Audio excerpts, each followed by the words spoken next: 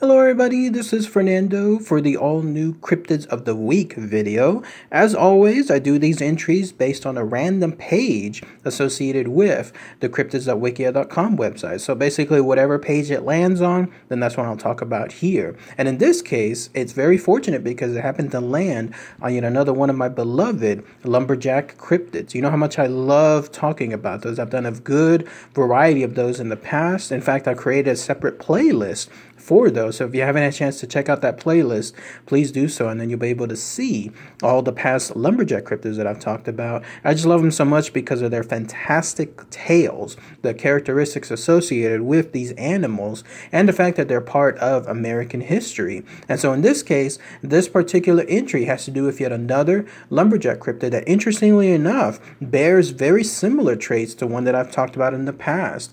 It's been a couple of years, but I talked about the side hill gouger maybe about 4 or so years ago. I'll include the link for it below.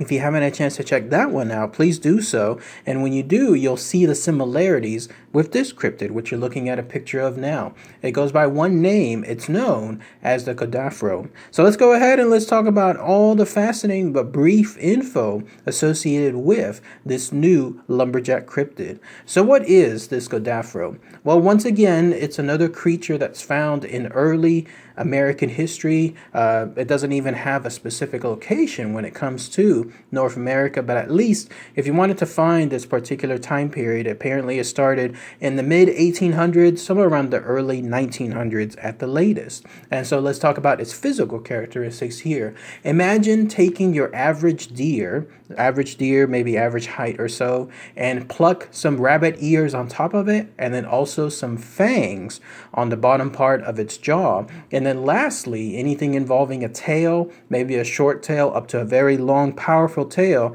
And that's essentially what you have here. That's the Godaphro. Once again, just like a lot of my other past lumberjack cryptids, it's almost an amalgamation of several animals all in once. And if you wanted to truly find where this Godaphro was, or potentially still is to this day, all you have to go is go find any kind of rocky terrain, anything involving large amount of hills, maybe uneven hills as well, and that's where you'll find this particular cryptid. And the reason for it is this. It's by far its most unique character trait is the fact that some of its legs are shorter than the other ones. Now, I couldn't quite decipher if this means if, let's say, the back legs are shorter than the front ones or vice versa, or if maybe the left side legs are shorter than the right hand ones, or again, vice versa. But at least it does this. Apparently having those shorter legs allows it to traverse any of those rocky terrains, any of those large amount of hills,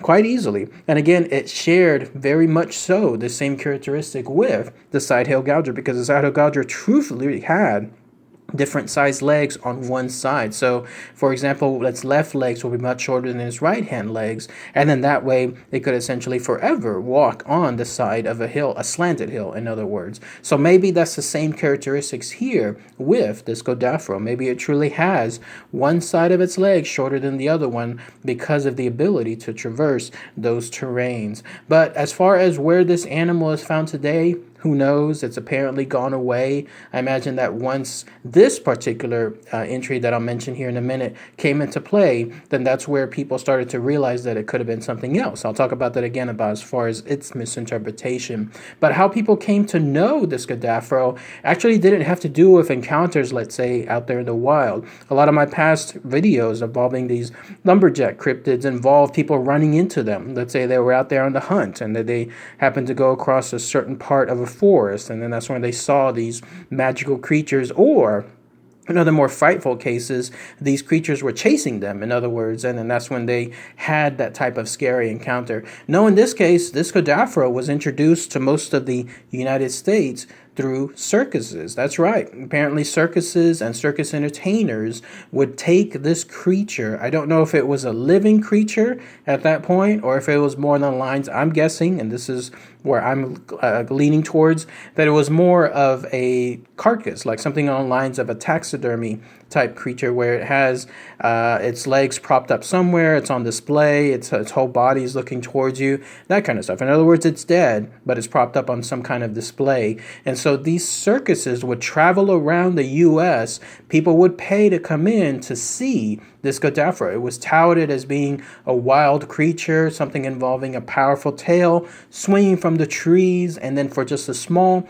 teeny tiny little price, you too can see this creature here at our circus. That's essentially how it was touted, and there was a lot of buildup to it too, a lot of fear that people would hear from these circuses regarding this creature. And I imagine, again, if it was there, it was just pretty much the carcass. I hardly imagine that they would have had a living one, because of the rarity of these creatures if it was truly out there. But people would go to see it, and in other cases they would flee in fear because these circus entertainers would tell them that it's escaped. And when that happened, then that's when they would flee, and then that's when they would tell others about this wonderful creature that they happened to see, and then they almost got killed by it, that kind of stuff. And so circuses would just travel one town to the other, and because of the heyday back then, involving, of course, very little news, the way things would circulate, all they would have to do is go to a new town, and then they would introduce this creature there. So that's essentially how it became to be known throughout certain parts of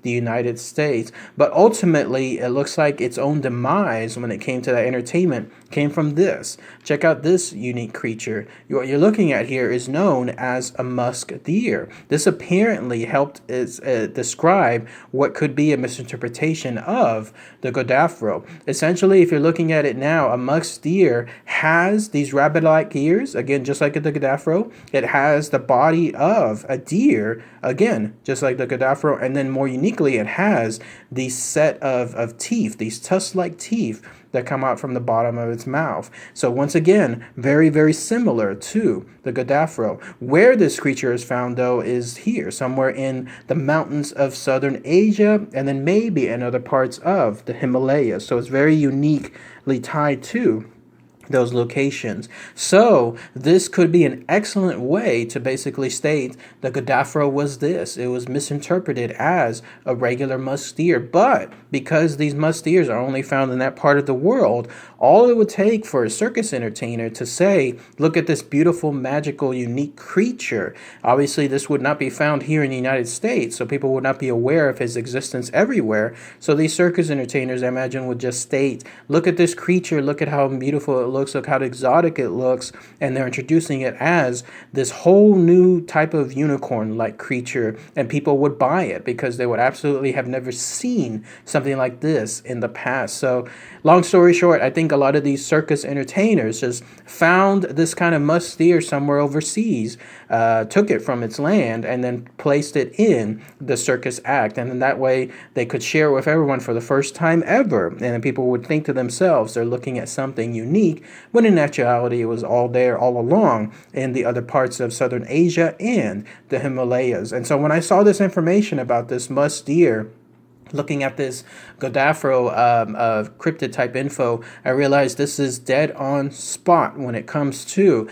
it being this. I mean, it's 100% pretty much, short of, let's say, having a quote unquote powerful tail. As far as the other encounters that apparently people have with the Godaphro, everything else is just picture perfect. So maybe this is debunked, but I think that that's what eventually led to the demise of the Godaphro being touted around certain parts of the United States. It's just eventually once people started to learn about this musk deer, or maybe eventually, people saw that there was some kind of scam involving the fear associated with it, then that's when tales of it basically died down.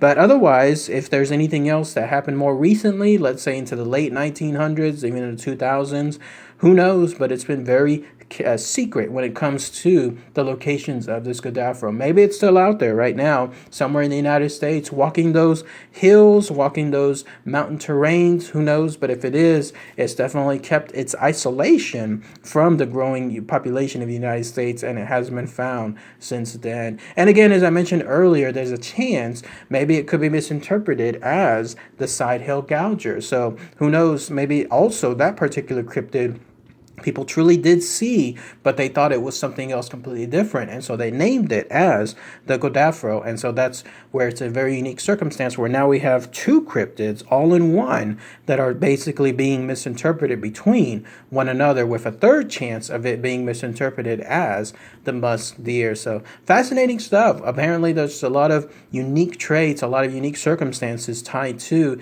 this tiny little cryptid. So if anyone has any more info, anything else I might have missed as far as this Godaphro, maybe somebody there from the southern Asia area that happens to know more about this musk deer and seeing it, let's say maybe seeing it in person or seeing it in some kind of zoo. If it looks like a Godaphro, please let us know, post it in the comments, because it truly would be unique to see a creature like that here in the United States. So, all right, everyone, thanks again as always, and again, please check out the other links. I'll include them below, not just the playlist associated with my lumberjack tales, but also the video that I did on the side hill gouger. So, right, everyone, thanks again as always. Take care. Bye.